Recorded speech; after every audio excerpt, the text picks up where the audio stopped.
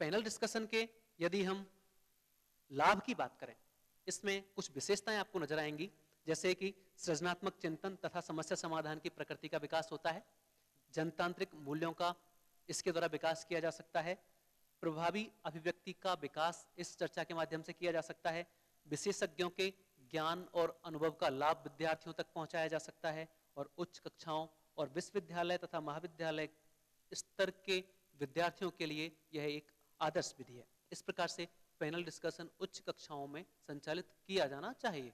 अगला स्ट्रेटेजी है हमारी टीम टीचिंग। जैसा कि नाम से ही पता चल रहा है, दल शिक्षण। एक्चुअली ये कोई शिक्षण की नवीन विधि नहीं कही जा सकती, यह तो शिक्षकों के एक समूह द्वारा संगठित रूप से विद्यार्थियों को पढ़ाने का प्रयास है। जैसा कि आप देख रहे हैं यहां पर, teaching bye A group of teachers.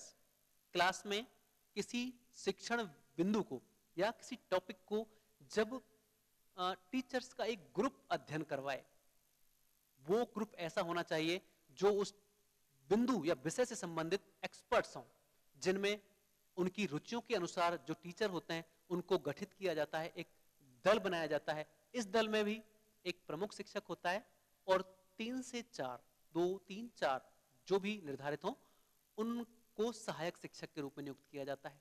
इसमें भी सबसे पहले जो प्रमुख शिक्षक होता है वो अपने विचार उस समस्या से संबंधित पूरे बड़े समूह के सामने प्रस्तुत करता है। इसके बाद जो सहायक शिक्षक होते हैं उसकी अन्य कार्यों में हेल्प करते हैं उस वक्त जब वो अपने विचार कक्षा के समक्ष प्रस्तुत कर रहा होता है, जैसे कुछ टीचिंग एड्स वगैरह की व्यवस्था करना, कुछ कक्षा में अनुशासन करना, एक टीचर करेगा विद्यार्थियों की जो अनुक्रियाएं हैं उनको नोट करना। तो इस प्रकार से जो दल होता है शिक्षकों का, उनके कार्य निश्चित होते हैं और वो उसके अनुसार अपना कार्य करते हैं। जब प्रमुख व्यक्ति, प्रमुख टीचर अपने विचार व्यक्त कर चुका होता है, इसके बाद विद्यार्थियों को छोटे समूहों में बांट दिया जाता है और वहां उनके लिए अलग से उनकी समस्या समाधान की या प्रयोग की या अभ्यास की व्यवस्था की जाती है। इस प्रकार से किसी विषय के पूर्ण ज्ञान के लिए या कहना चाहिए प्रभावी ज्ञान के लिए दल शिक्षण एक अच्छी विधि हो सकती है। यहां पर planning, organisation, leading and control, ये पूरा कार्य एक जो टीचर्स का ग्रुप है उसके द्वारा किया जाता है। इसको हम कोऑपरेटिव लर्निंग भी कह सकते हैं, समूह शिक्षण या सहकारिता विधि भी इसको कहा जा सकता है। इसके जो प्रमुख सिद्धांत हैं, दल शिक्षण के प्रमुख सिद्धांत आपको नजर आ रहे हैं। सबसे पहला है शिक्षक दल का चयन, selection of the team of teachers. और ये हमें ऐसे दल का चयन करना चाहिए जो संबंधित विषय के एक्सपर्ट हों। दल का निर्धारण करते वक्त हमें शिक्षकों की रुचियों, योग्यताओं, क्षमताओं आदि का ध्यान रखते हुए सेलेक्ट करना चाहिए कि हमको किन टीचर्स को किसी विषय पर आमंत्रित करना है और कक्षा में उनसे अध्यापन करवाना है। दूसरा, डिस्ट्रीब्यूशन ऑफ रेस्पॉन्सिबिलिटीज, शिक्षकों का दायित्व निर्धारण। इसमें यह किया जाता है कि ग्रुप का जो टीचर है, कौन सा टीचर कौन सा काम करेगा, यह यहां पर निर्धारित किया जाता है कि किसको स्टूडेंट्स की प्रतिक्रियाएं लिखनी है, किसको कक्षा में अनुशासन रखना है, किसको कक्षा में टीचिंग एड्स को मैनेज करते रहना है। तो अलग अलग रेस्पॉन्सिबिलिटीज यहां पर टीचर्स की निर्धारित कर दी जाती है। अगला है टीचिंग ड्यूरेशन, शिक्षण की अवधि का भी ध्यान रखना बहुत जरूरी होता है। ये ध्यान रखते वक्त हमें जो विषय वस्तु है उसकी प्रकृति, महत्व और कठिनाई स्तर, इन 3 बातों को ध्यान रखते हुए टीचिंग का ड्यूरेशन निर्धारित करना चाहिए। ऐसा कोई पार्ट है उस टीचिंग पॉइंट का जो सरल है उसको कम समय देना चाहिए, और ऐसा कोई पार्ट है जो अधिक महत्व का है, कठिन है या प्रयोगात्मक प्रकृति का है, उसको अधिक समय देना चाहिए ताकि विद्यार्थी सही रूप से लाभान्वित हो सके। अगला है साइज ऑफ क्लास, क्लास का साइज भी यथानुसार, उद्देश्य अनुसार निर्धारित करना चाहिए और इसमें आवश्यकता अनुसार परिवर्तन भी करते रहना चाहिए। अगला है लर्निंग एनवायरनमेंट, हमें पूरे जो कक्षा की परिस्थितियां हैं उनको इस प्रकार से मैनेज करना चाहिए कि एक अच्छा वातावरण पढ़ाई के लिए तैयार हो सके। जो भी आवश्यक सहायक सामग्री है उनको इस प्रकार से व्यवस्थित करना चाहिए कि एक अच्छा वातावरण क्लास में अधिगम के लिए बन जाए। अगला है लेवल्स ऑफ इंस्ट्रक्शन, किस स्तर पर हमें अनुदेशन देना है और इसका ज्ञान होता है, या इसको करने से पहले हमें ये जानना पड़ता है कि छात्रों का पूर्व ज्ञान किस स्तर का है। जिस स्तर का छात्रों का ज्ञान होता है उस आधार पर ही हमें लेवल ऑफ इंस्ट्रक्शन रखना होता है। अगर हम ऐसा नहीं करेंगे तो विद्यार्थी उससे सही प्रकार से लाभान्वित नहीं हो सकते। अगर हम टाइप्स ऑफ टीम्स की बात करें, जो शिक्षकों का दल होता है उसके प्रकार की बात करें, तो यहां पर आप 4 प्रकार देख रहे हैं। Same school same department teacher, एक ही विद्यालय के एक ही विभाग के अध्यापक। दूसरा है same school different department teacher, school same है लेकिन डिपार्टमेंट उनके अलग अलग हो सकते हैं। तीसरा डिफरेंट स्कूल सेम डिपार्टमेंट, अर्थात अलग अलग स्कूलों के हैं लेकिन डिपार्टमेंट सेम है। और चौथा different school and different department teachers, तो जो ग्रुप होता है वो अलग अलग स्कूलों के अलग अलग डिपार्टमेंट्स का ग्रुप हो सकता है। इसके अलावा स्टेप्स की अगर हम बात करें टीम टीचिंग में, तो इसमें भी वही 3 स्टेप हैं जो अभी तक हम डिस्कस करते आ रहे हैं, planning, organisation and evaluation. Planning में पूरी एक योजना बनाई जाती है। सबसे पहले उद्देश्यों का निर्धारण किया जाता है, टीचर्स के ग्रुप का निर्धारण किया जाता है, उनके साथ मीटिंग की जाती है, सहायक सामग्री का चयन की प्लानिंग की जाती है, कौन सी विधियों का प्रविधियों का यूज होगा इसका निर्धारण किया जाता है। इस प्रकार से इवैल्यूएशन की कोई नीतियां हैं, कौन सी विधियां हैं प्रयुक्त की जाएंगी उनका निर्धारण किया जाता है।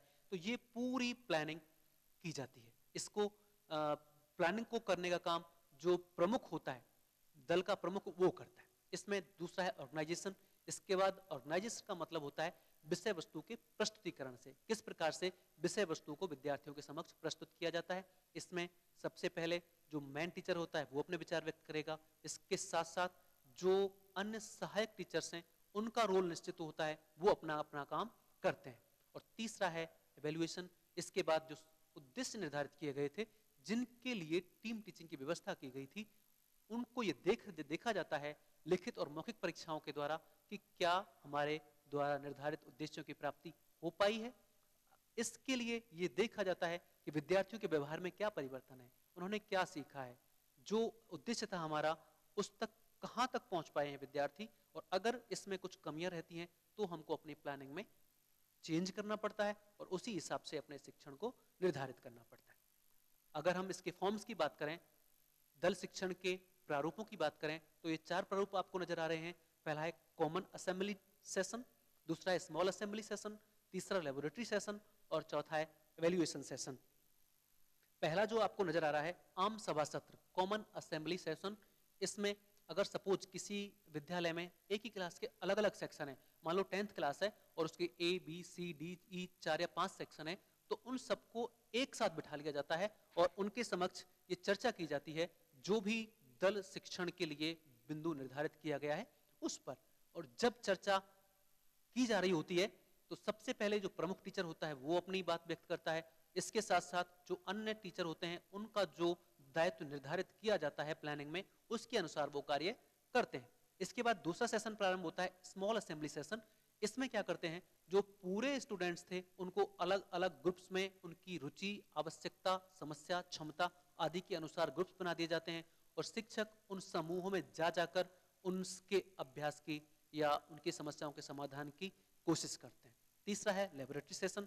अगर कोई समस्या इस प्रकार की है जिसके लिए प्रयोगात्मक अभ्यास की आवश्यकता है या कुछ निर्माण कार्य की आवश्यकता है, तो उसकी व्यवस्था इस लेबोरेटरी सेशन में की जाती है। अगला और अंतिम है इवैल्यूएशन सेशन। इसमें यह जाना जाता है कि जो उद्देश्य निर्धारित किए गए थे उनकी प्राप्ति किस स्तर तक हो पाई है। इस प्रकार से टीम टीचिंग 4 फॉर्म्स में संपन्न होती है। यहां पर पहला कॉमन असेंबली सेशन, दूसरा स्मॉल असेंबली सेशन, तीसरा लेबोरेटरी सेशन और अंतिम है इसका इवैल्यूएशन सेशन। अगली टीचिंग स्ट्रेटजी है कंप्यूटर असिस्टेड इंस्ट्रक्शन, कंप्यूटर सहायक अनुदेशन। कंप्यूटर सहायक अनुदेशन जैसा कि नाम से ही स्पष्ट है, इसमें कंप्यूटर के माध्यम से शिक्षण अधिगम कार्य करवाया जाता है। अगर देखा जाए तो शैक्षिक तकनीकी का एक ऐसा क्षेत्र है जिसने प्रत्येक क्षेत्र को प्रभावित किया है। कंप्यूटर एक ऐसा आविष्कार है जिससे कोई भी क्षेत्र अछूता नहीं है, तो फिर शिक्षा का क्षेत्र ही इससे कैसे अछूता रह सकता है। और विशेषकर 1986 की जो शिक्षा नीति थी उसके बाद से तो कंप्यूटर का शिक्षण अधिगम प्रक्रिया में प्रयोग लगातार होना प्रारंभ हो गया है। शिक्षक शिक्षण या अधिगम प्रक्रिया में अनेक प्रकार से कंप्यूटर उपयोगी है, जिसमें क्लासरूम टीचिंग में इसका उपयोग होता है, टीचिंग एड्स के रूप में इसका उपयोग होता है, प्रैक्टिस और ड्रिल के लिए इसका उपयोग किया जाता है, एजुकेशनल रिसर्च जितनी भी हो रही है वो कंप्यूटर के बिना पूर्ण नहीं हो पाती हैं। इसके अलावा जो मूल्यांकन कार्य है, एवोल्यूशन वर्क है, उसमें कंप्यूटर का उपयोग किया जाता है। इसके अलावा इंफॉर्मेशन कम्युनिकेशन, सूचनाओं का जो संप्रेषण है उसके लिए तो प्रमुख रूप से कंप्यूटर का उपयोग हम देखते ही हैं। इसके अलावा डिस्टेंस एजुकेशन जिसके माध्यम से हम और आप चर्चा कर रहे हैं, उसमें कंप्यूटर का उपयोग अत्यधिक नजर आपको आएगा। अगर हम इसकी सामान्य बात करें कि कंप्यूटर असिस्टेड इंस्ट्रक्शन CAI होता क्या है, तो यहाँ पर use of computer as a teacher in instruction process. Instruction process में यहाँ पर कंप्यूटर का उपयोग एकदम एक टीचर की तरह होता है, जिसमें लर्नर स्टूडेंट्स होते हैं, कंप्यूटर हार्डवेयर होता है और प्रोग्राम, ये तीन चीजें एसेंशियल हैं। कंप्यूटर को जब अनुदेशन प्रक्रिया के एक मुख्य भाग या अंग के रूप में प्रयोग किया जाता है तो अधिगमकर्ता कंप्यूटर से द्विमार्गीय अंतःक्रिया करता है तथा अनुदेशन की प्रक्रिया का चयन, प्रस्तुतिकरण और नियंत्रण कंप्यूटर द्वारा जब किया जाता है तब उसको कंप्यूटर सहाय अनुदेशन कहा जाता है। कुल मिलाकर हम कह सकते हैं कि कंप्यूटर यहाँ पर विद्यार्थी से एक शिक्षक की भांति क्रिया करता है। अगर इसकी प्रोसेस के बारे में बात करें, प्रोसेस ऑफ CAI, तो यहाँ पर ये दो चरणों में संपन्न होती है। एक है प्री ट्यूटोरियल टीचिंग फेज और दूसरा है tutorial teaching phase. Pre tutorial teaching phase में जो काम होता है वो है testing of students previous knowledge. जो विद्यार्थियों का पूर्व ज्ञान है उसका परीक्षण इसमें किया जाता है। अगर ये परीक्षण नहीं किया जाएगा तो कंप्यूटर डिसाइड नहीं कर पाएगा कि उनको किस स्तर का अनुदेशन प्रदान करना है। इसीलिए पहला काम है विद्यार्थियों के पूर्व ज्ञान की जांच करना, जिनको अनुदेशन प्रदान किया जाना है। दूसरा है ट्यूटोरियल टीचिंग फेज। इसमें सिलेक्शन ऑफ टीचिंग प्लान। सबसे पहले जो स्टूडेंट का प्रीवियस नॉलेज था उसके आधार पर कंप्यूटर एक प्लान की खोज करता है। अब इस खोज के दौरान उसको कोई प्लान मिल सकता है, कोई एक प्लान मिल सकता है, दो प्लान भी मिल सकते हैं और हो सकता है कोई प्लान ना मिले। अगर कोई प्लान नहीं मिला तो निश्चित रूप से इसका यह मतलब होता है कि जो विद्यार्थियों की प्रीवियस नॉलेज है उस स्तर का कोई प्लान है ही नहीं। इसके लिए फिर पहले उनकी प्रीवियस नॉलेज को अभ्यास के द्वारा बढ़ाया जाता है और फिर टीचिंग प्लान का चयन किया जाता है। दूसरा, presenting individual individualised instruction plan. यहाँ पर जो भी विद्यार्थी होते हैं उनकी व्यक्तिगत आवश्यकताओं के अनुसार कंप्यूटर उनको अनुदेशन प्लान प्रदान करता है और वो अपनी व्यक्तिगत विभिन्नताओं के अनुसार उससे सीखते हैं, अनुक्रिया करते हैं और जहां उनकी कुछ प्रॉब्लम्स आती है उनको भी कंप्यूटर विशिष्ट रूप से सॉल्व करता है। तो यहाँ पर विद्यार्थियों की व्यक्तिगत विभिन्नताओं के अनुसार कंप्यूटर उनके लिए प्लान पेश करता है। और अगला है स्टेप आता है इसमें recording and monitoring of students record. विद्यार्थियों की जो भी अनुक्रियाएं होती हैं उनको कंप्यूटर रिकॉर्ड करता जाता है और उन अनुक्रियाओं के आधार पर वो अनुदेशन की नीति तैयार करता है और साथ में स्टूडेंट्स के प्रोग्रेस का रिकॉर्ड भी कंप्यूटर तैयार करता जाता है। इस प्रकार से इस CAI की प्रक्रिया चलती है। अगर हम इसके प्रकारों की बात करें, कंप्यूटर सहायक अनुदेशन के जो प्रमुख प्रकार हैं इन पर बात करें तो पहला हमें नजर आता है सूचनात्मक कंप्यूटर सहायक अनुदेशन। हम जानते ही हैं कंप्यूटर सूचनाओं का एक अथाह समुद्र है जहां से विभिन्न क्षेत्रों से संबंधित अनेक प्रकार की सूचनाएं प्राप्त की जा सकती हैं। दूसरा है ड्रिल टाइप CAI। इसमें अभ्यास के अवसर कंप्यूटर विद्यार्थियों को उपलब्ध करवाता है। तीसरा है ट्यूटोरियल टाइप CAI। ट्यूटोरियल अभी हमने डिस्कस किया था, जहां पर कंप्यूटर छोटे छोटे समूहों में उनकी आवश्यकताओं के अनुसार उनकी जितनी भी समस्याएं हैं उनको समाधान करने का प्रयास करता है। तीसरा है एजुकेशनल गेम टाइप CAI।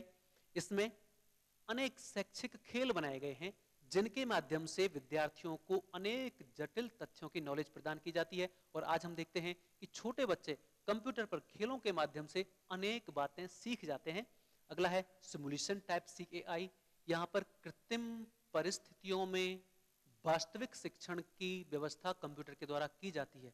जैसे टैंकों पर युद्धाभ्यास का प्रयास करवाना है तो कंप्यूटर के माध्यम से ये करवाया जा सकता है। यहाँ पर परिस्थितियां आर्टिफिशियल होंगी लेकिन जो बच्चे सीखेंगे वो एकदम रियल लगेगा। अगला है इसका प्रॉब्लम सॉल्विंग टाइप CAI। समस्या समाधान प्रकार का कंप्यूटर सहायक अनुदेशन।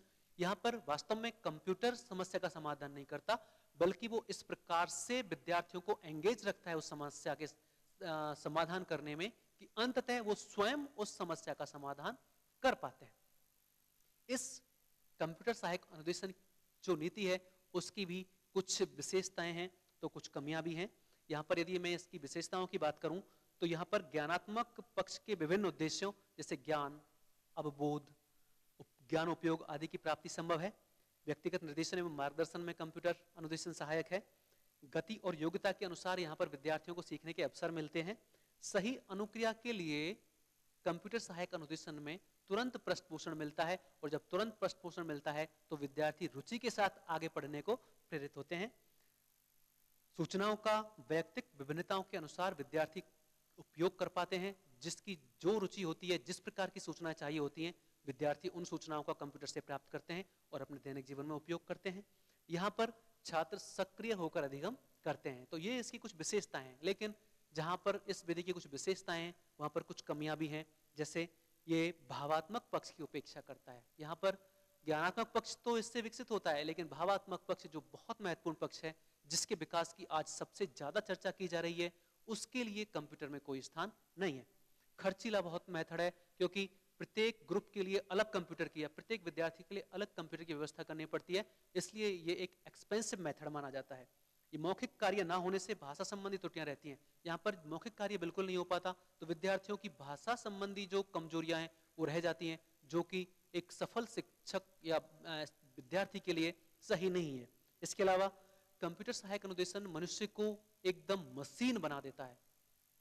कंप्यूटर पर देर रात तक कार्य करना स्वास्थ्य के लिए भी हानिकारक है। इसलिए इस विधि की कुछ कमियां भी हैं, लेकिन इन कमियों को हम अपनी सूझबूझ के माध्यम से सही कर सकते हैं, कम कर सकते हैं, लेकिन हम इसको दूर नहीं कर सकते।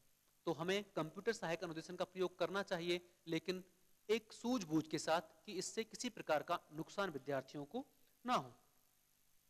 अगला टीचिंग स्ट्रेटेजी है प्रॉब्लम सॉल्विंग स्ट्रेटेजी, समस्या समाधान विधि। ये जो विधि है वो प्रयोजनवाद का परिणाम है। हम फिलोसॉफी में पढ़ते हैं आदर्शवाद, प्रकृतिवाद, उन्हीं में एक है प्रयोजनवाद। इस प्रयोजनवाद ने इस विधि को या इस नीति को जन्म दिया है। इसमें भी विद्यार्थियों के समक्ष एक समस्या टीचर प्रस्तुत करता है, अपने प्रकरण से संबंधित जो उसे पढ़ाना है उस पर विद्यार्थी चिंतन मनन करते हैं और अपने विचार व्यक्त करते हैं और समस्या के समाधान का प्रयास करते हैं। जहां पर आवश्यक होता है शिक्षक उनकी सहायता करता है।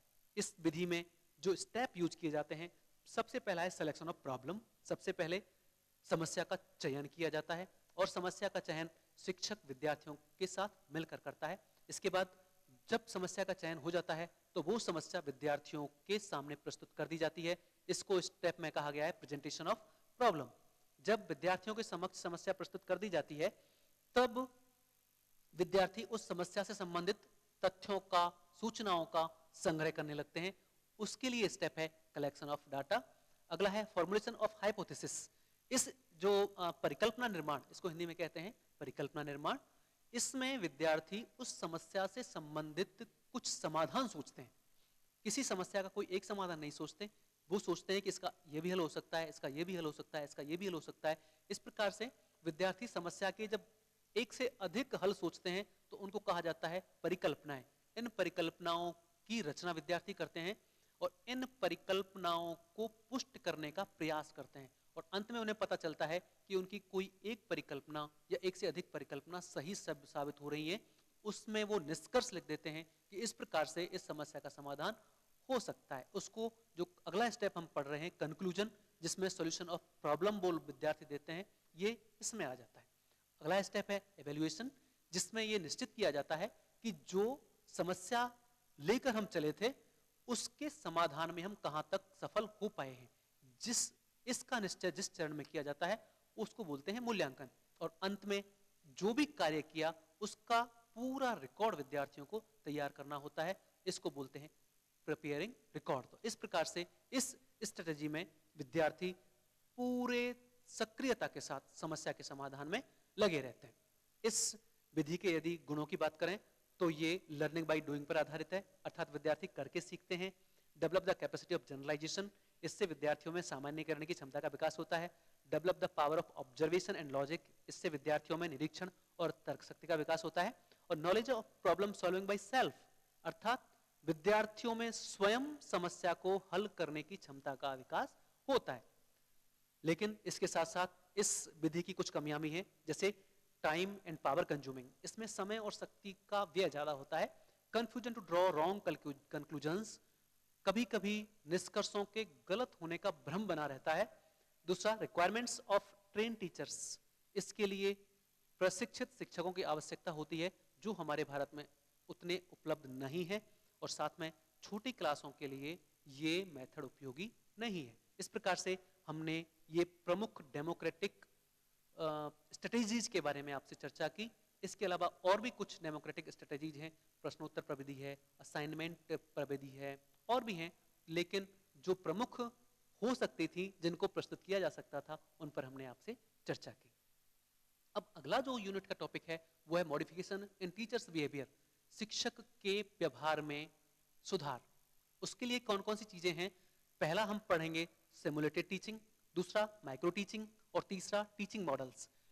ये जब से शिक्षक शिक्षा का प्रारंभ हुआ है तब से ये प्रयास किया जा रहा है कि शिक्षकों की संख्या नहीं, गुणवान शिक्षक, क्वालिटेटिव टीचर्स तैयार किए जाएं, और उनकी क्वालिटी में निखार लाने के लिए, उनको क्वालिटेटिव बनाने के लिए समय समय पर नई नई मेथड्स को यूज किया जा रहा है, उनको विकसित किया जा रहा है। उनमें से कुछ की चर्चा हम कर रहे हैं।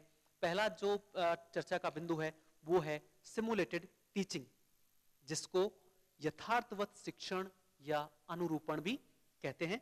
शिक्षण प्रशिक्षण को उपयोगी तथा प्रभावशाली बनाने के लिए अनेक विधियां विकसित की गई हैं, उनमें ही एक है यथार्थवत शिक्षण। सर्वप्रथम कर्स ने ग्रामों में शिक्षण प्रशिक्षण के क्षेत्र में अनुरूपण शिक्षण का प्रयोग किया। 1966 में क्रक्सेंक ने अमेरिका में इसका प्रयोग शिक्षण अभ्यास को प्रभावशाली बनाने के लिए किया। सिमुलेशन का शाब्दिक अर्थ तो नकल करना होता है, लेकिन इसका वास्तविक अर्थ है रोल प्ले करना, भूमिका निर्वाह करना। किसी भी दी हुई कृत्रिम परिस्थिति में बिल्कुल यथार्थ जैसा शिक्षण जब किया जाता है तो उसको यथार्थवत शिक्षण या अनुरूपण कहते हैं। जैसा कि आपको नजर आ रहा है, natural teaching in artificial situations, बिल्कुल स्वाभाविक शिक्षण, लेकिन जो परिस्थितियां होती हैं वो बिल्कुल कृत्रिम होती हैं। यहाँ पर development of skills in प्यूपिल teachers, जो छात्राध्यापक होते हैं उनमें शिक्षण कौशलों का विकास करने के लिए इस विधि को प्रयुक्त किया जाता है। और आपको एक जो अंतिम पॉइंट लिखा नजर आ रहा है, फर्स्ट यूज बाय कर्स, इसको सबसे पहले यूज किया था कर्स ने। अनुरूपित शिक्षण अनुरूपण का शिक्षण में प्रयोग है। यह एक शिक्षण प्रशिक्षण प्रविधि है जिसका प्रयोग छात्राध्यापकों में शिक्षण कौशलों को विकसित करने के लिए किया जाता है। इसमें जैसा कि नाम में मैंने अभी वास्तविक अर्थ में बताया था, इसका अर्थ होता है रोल प्ले करना। इसको ये इसलिए नाम दिया गया है क्योंकि यहाँ पर जिन छात्राध्यापकों को ट्रेन करने के लिए इस सिमुलेशन का यूज किया जाएगा, उनमें से कुछ छात्र शिक्षक का रोल प्ले करते हैं, कुछ छात्र अध्यापक स्टूडेंट का रोल प्ले करते हैं, और उन्हीं में से कुछ छात्र अध्यापक ऑब्जर्वर का रोल प्ले करते हैं। तो चूंकि यहाँ पर छात्राध्यापकों को अलग अलग रोल प्ले करने पड़ते हैं, इसीलिए इसको कभी कभी अभिनय विधि का नाम भी दे दिया जाता है। अर्थात जब यहाँ पर उनको शिक्षण कौशल सिखाए जा रहे होते हैं तब उनको बताया जाता है कि आपको कुछ को शिक्षक बनना है, कुछ को छात्र बनना है, और कुछ को ऑब्जर्वर अर्थात जो निरीक्षण करता वो बनना है। तो यहाँ पर तीनों कार्य छात्राध्यापक स्वयं करते हैं, उनको रोल निभाने पड़ते हैं, इसीलिए इसको रोल प्ले, इसका वास्तविक अर्थ निकाला जाता है। अगर इसके एलिमेंट्स की बात करें तो इसके 3 एलिमेंट्स हैं, diagnostic element, prescriptive element, evaluation element. पहले में जितनी भी समस्याएं होती हैं छात्राध्यापकों की शिक्षण से संबंधित, लर्निंग से संबंधित, उनको डायग्नोस किया जाता है, पहचाना जाता है, उनकी व्याख्या की जाती है। दूसरे में जो प्रेस्क्रिप्टिव एलिमेंट है, इसमें उनको यथानुसार उन समस्याओं के समाधान का प्रयास किया जाता है। और तीसरा इवैल्यूएशन एलिमेंट जो है, उसमें जो समस्याएं हमने समाधान किया, क्या वो पूरी तरह समाधान हो पाया, क्या निर्धारित उद्देश्य की प्राप्ति हो पाई, ये बात जिस चरण के द्वारा पता की जाती है उसको कहते हैं इवैल्यूएशन एलिमेंट। इसके बाद हम डिस्कस करेंगे स्टेप्स इन सिमुलेटेड टीचिंग, किन चरणों में ये अनुरूपित शिक्षण पूरा होता है। पहला ओरिएंटेशन। ओरिएंटेशन में छात्रों को या छात्राध्यापकों को सबसे पहले यथार्थवत शिक्षण या अनुरूपण का अर्थ और महत्व बताया जाता है कि ये क्या होता है और क्यों जरूरी है। इसके अलावा छात्रों को उनकी अलग अलग भूमिकाओं के बारे में बताया जाता है, समझाया जाता है और यथानुसार ट्रेनिंग भी दी जाती है कि ऑब्जर्विंग रोल आपको कैसे करना है, टीचर का रोल आपको कैसे करना है और स्टूडेंट का रोल आपको कैसे करना है। ये सारी चीजों को पहले से बताया जाता है इस चरण में, जिसको ओरिएंटेशन कहते हैं। दूसरा, selection of skill for practice. यहाँ पर उन स्किल्स का चयन किया जाता है जिनकी प्रैक्टिस छात्राध्यापकों को करनी है। कौन सी स्किल छात्राध्यापकों को प्रैक्टिस में लानी है, जैसे प्रस्तावना है कि प्रश्न पूछना है कि श्यामपट्ट स्किल है या फिर एक्सप्लेनेशन वाला स्किल है। कौन सा स्किल्स विद्यार्थियों को या छात्राध्यापकों को सिखाना है, उनका यहाँ पर चयन किया जाता है।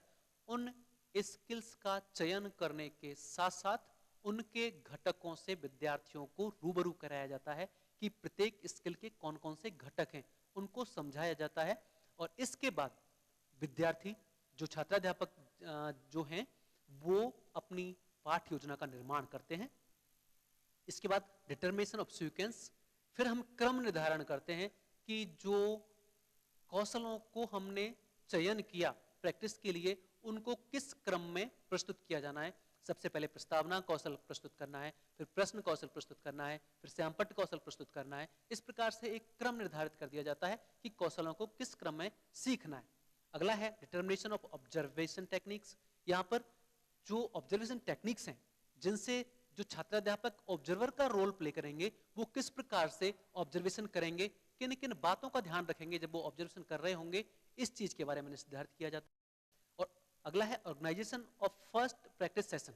ये सब कुछ होने के बाद अब उनको एक प्रैक्टिस सेशन का आयोजन किया जाता है, जहां पर एक टीचर का रोल प्ले कर रहा होता है, वो पढ़ाता है, विद्यार्थी का रोल करने वाले छात्राध्यापक पढ़ते हैं और एक या दो ऑब्जर्वर पीछे बैठकर ऑब्जर्वेशन करते हैं और ये बताते हैं अंत में कि आप में के शिक्षण में क्या अच्छाइयां थी और क्या कमियां थी। तो तुरंत पृष्ठपोषण भी इसमें मिलता जाता है। और इस प्रकार से अंतिम चरण में providing mastery over teaching skills, जो टीचिंग स्किल्स हैं उन पर मास्टरी प्रोवाइड करना, अर्थात जो प्रैक्टिस सेशन में विद्यार्थी स्किल्स की प्रैक्टिस कर रहे होते हैं, वो लगातार जब तक उस स्किल पर मास्टरी प्राप्त कर नहीं कर लेते, तब तक उसको बार बार दोहराया जाता है और प्रत्येक विद्यार्थी को अलग अलग रोल प्ले करते हुए ये सिमुलेटेड टीचिंग चलती रहती है। इसके भी आप जब अध्ययन करेंगे तो कुछ इसमें भी कमियां भी हैं और कुछ इसके लाभ भी हैं। अगर लाभ की बात करें तो यहाँ पर कृत्रिम परिस्थितियों में स्वाभाविक शिक्षण की व्यवस्था होती है। विभिन्न कौशलों पर निपुणता प्राप्त करने का अवसर विद्यार्थियों को मिलता है। तुरंत यहाँ पर पृष्ठपोषण की प्राप्ति होती है, जैसा कि मैंने अभी आपको बताया ही था। छात्राध्यापकों में आत्मविश्वास जागृत होता है क्योंकि वो पढ़ाने की रूबरू परिस्थितियों से परिचित हो रहे होते हैं। स्कूल ना मिलने की समस्या का समाधान होता है, क्योंकि अगर स्वाभाविक परिस्थितियों में ही उनको शिक्षण अभ्यास करवाया जाए तो अलग अलग स्कूलों में जाना पड़ता है और उन स्कूलों की अपनी समस्याएं होती हैं। कई बार स्कूल मिलते भी नहीं है, तो ये समस्या इसमें नहीं आती क्योंकि कॉलेज में ही अपना काम चल जाता है। अगला, विभिन्न कौशलों पर पूर्ण अधिकार की प्राप्ति इसके माध्यम से छात्राध्यापक या छात्राध्यापिकाएं कर पाते हैं। लेकिन जो कमियां इसकी हैं उनमें है यथार्थवत शिक्षण के प्रारंभ और समापन में कुछ कठिनाइयां आती हैं। सही पर्यवेक्षण नहीं हो पाता। विद्यार्थी की जो भूमिका छात्र निभा रहे होते हैं वो कुछ प्रॉब्लम फेस करते हैं। कभी कभी मूल्यांकन का गलत अंकन भी हो जाता है और निर्देशों की पूरी तरह यहाँ पर पालना नहीं हो पाती। इस प्रकार से इसमें कुछ कमियां हैं जिनको सूझबूझ के द्वारा दूर किया जा सकता है, लेकिन निष्कर्षतः ये छात्राध्यापकों में कौशल विकसित करने की एक बहुत ही अच्छी स्ट्रेटेजी